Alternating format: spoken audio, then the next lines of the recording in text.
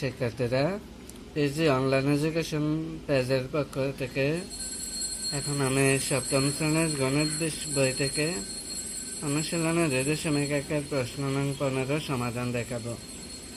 15 প্রশ্ন বলছে, 3 জন ছাত্রের মধ্যে 4,200 টাকা তাদের শ্রেণী অনুপাতে ভাগ করে দেওয়া হলো।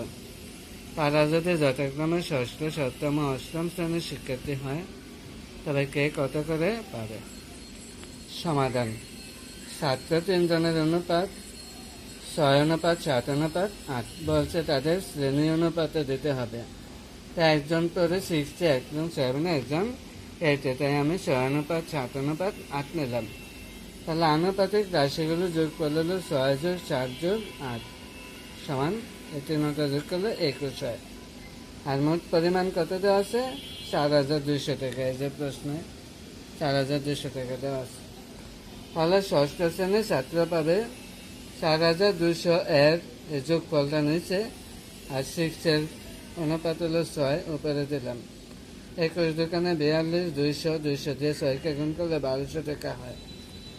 সপ্তম শ্রেণীর ছাত্র পাবে 4,200 এর যোগফল 21 নিচে, আর সপ্তম শ্রেণীর অনুপাত 7, উপরে, এত টাকা। এটা দিয়ে এটা কাটলে 200 দিয়ে 7কে গুণ করলে 1,400 টাকা। এবং অষ্টম শ্রেণীর ছাত্র পাবে 4,200 এর নিচে যোগ করলে 21, উপরে অষ্টম শ্রেণীর অনুপাত 8 টাকা। এটা দিয়ে কাটলে 200 দিয়ে 8কে গুণ করলে 1,600 টাকা। অতএব ষষ্ঠ শ্রেণীর ছাত্র পাবে 1,200 টাকা, সপ্তম শ্রেণীর ছাত্র পাবে 1,400 টাকা এবং অষ্টম শ্রেণীর ছাত্র পাবে 1,600 টাকা। আশা করি তোমরা বুঝতে পারছো।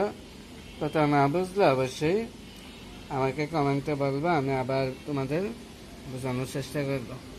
ধন্যবাদ। আজকের ক্লাস এই পর্যন্ত।